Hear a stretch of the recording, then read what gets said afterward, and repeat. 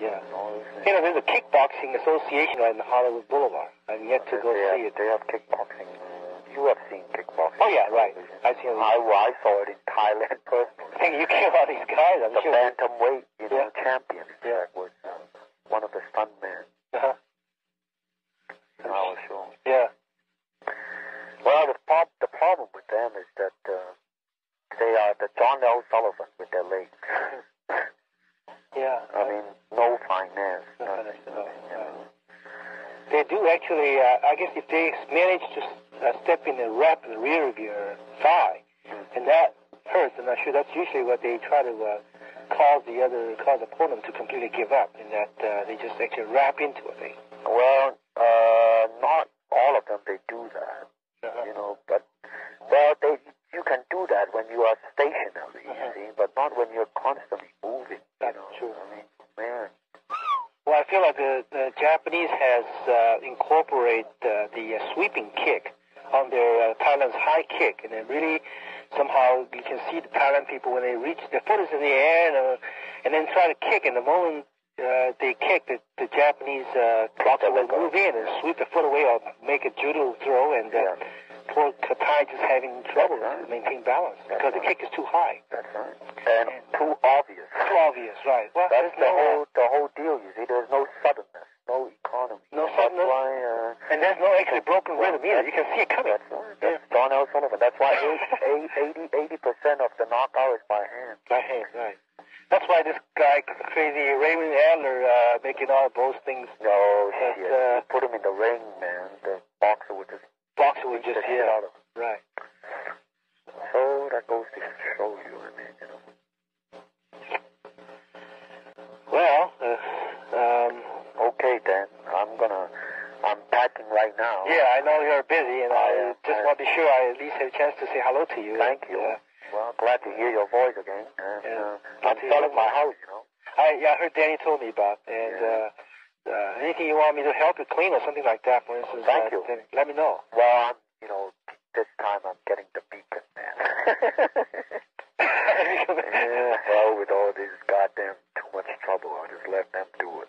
Right now I'm just sorting out, what I need back there, and I just, I'm going to bring some of my books, and some of my clothes, and that's about it.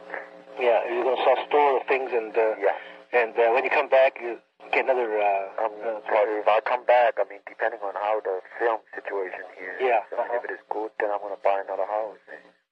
Well, I think actually whatever you do over there would have a tremendous impact of your work over here. Because depending, I mean, how the quality of it is going to be. I mean, I'm not talking about myself alone, you see. I mean, directing, budget-wise, and cinematographer-wise. I mean, a lot of things. I mean, lighting, cynic, everything. You think is Hong Kong, for instance, shows actually they're quite up to standard, is it? Not really. Not really? But they can be. I mean, given the manpower and the facilities, I think. I mean, it's the Hollywood of China. Of China, right. They make more films sometimes, I know, in a year than the Hollywood area. I mean, that's about it, Now, you actually, in the Big Boss, you speak up Cantonese, right? Yep. And then what do they do? They just dub it. All the Mandarin picture are dubbed. Yeah. I see. All of them. Are they going to come over here sometime? When? Yeah, well, it will be. I mean, but I don't know when, because like I told you, I mean, because of his tremendous success, they're really, holding it back, Oh, I see. Trying to get the best deal they can, and they're trying to distribute it. I don't blame them. Rank, in England, trying to distribute it in all over England. I see. I don't know how the deal come about. I opened a film company, recently called Concord. And my partner is, coming over next week, so I should find out more about it. I see. Good. Well, we are eagerly waiting for this film to be here. I think you will like it. And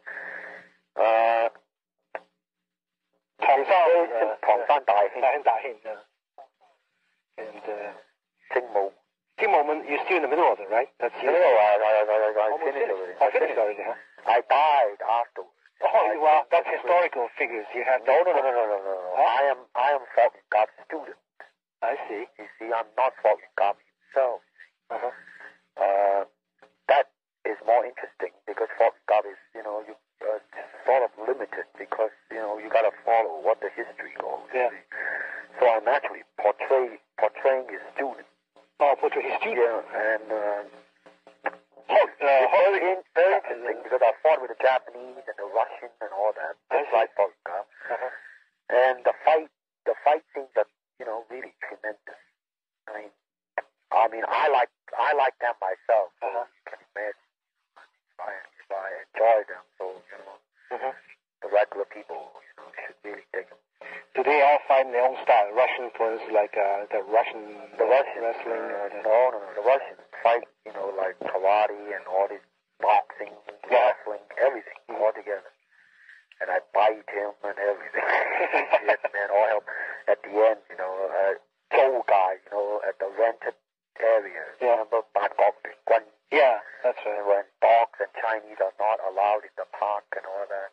Remember in Shanghai? Yeah, I know the history. Well, exactly. You're doing that. And at the end, I died under the gun. Yeah, under the gun. Yeah. But it's a very worthwhile death because it means, the Sing Moon and the Chinese and all that. I walk out and I say, fuck you, man. Here I come. Boom, I leap out and leap up in the air. And then they stop the frame. And then, like Butch Cassidy and the Sundance Kid. Yeah. Except they stop the frame so I'm in the middle of the air. It's very honorable. Yep. End. According to the Chinese fashion. That's right.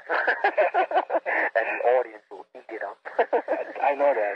Boy, you should see the film goer in Hong Kong. They're very, very...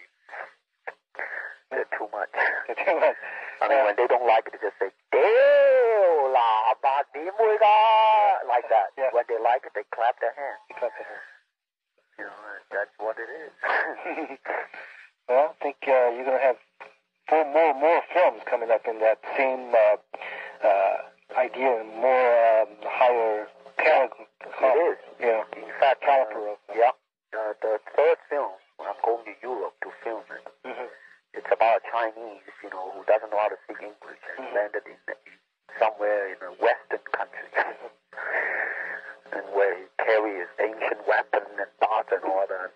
And then the fourth one is going to be very, very much like the Silent Flute, except it's not, where it shows how a man started off, well, you will see it in the future. I mean, it's very meaningful and entertaining as well. I heard this, there's a film that, a picture taken over here, something about Chinese Kung Fu and all that, where you're in Hong Kong. Yeah. And something about... it's a television deal. Kung Fu. Yeah, it's called Kung Fu, and I was supposed to do it. Yeah. But the network decided against it. And Warner wants me to be in another television series, and I'm glad they decided against it. Because if not, I would have been tied up this year. That's right. I mean, they're still shooting at it. Huh? Yep. Well, when you come back and do another good series, I don't think... television is really, it's one-shot job, isn't it? Yeah, I mean, you look at all the television series. I mean, all of them are gimmick. That's right. Shallowly treated. That's very much so. I mean, you look at it, Mannix, Ironside. I mean, it's all fast money. You know what I mean? Right. I mean, unlike a film where you can... Everything's got to be here. You can put, that's right, man. You can put a few months in it, and work on it. Yeah. But not television, man. You got to finish in 1 week. That's right. And how can you keep up the quality every week? Very much so. Yeah. And people get tired of it. Yeah, and even so, sometimes you got... I mean, it's not my bag, you know what I mean, Dan? I mean, it's my personality, You want to really actually get deep that's into right, the quality of that's it. Yeah, right. Money comes second. That's right. I think sometimes that could be a very much of an issue. That's why I disband all the schools of because it is very easy for a member to come in and take the agenda as the truth. Yeah. And the schedule as the way. think you have to pick a few ones that true diehard followers that don't go out and say, this is JKD, because this could really not only. That's why I tell Dan, to be careful in selecting more students. You should help him in that area because Dan is naive, at times. Very true. So that's. You can rest on me. I'm going to sort of... Great. I've been working with Dan a lot anyway, so we're real close together, so... Great. Well, Dan, what he has to... Nothing up to... Dan, I told him last time, is that he's becoming very stylized. He has all the preparation before kicking. Yeah. And it seems like his consciousness is really dominating. Something is bugging. You know what I mean? Yeah. Well, I think heavy bag kicking has actually, too much of the heavy bag kicking has affected him in that he got too much body twisting, instead of just go right, zoom, right in.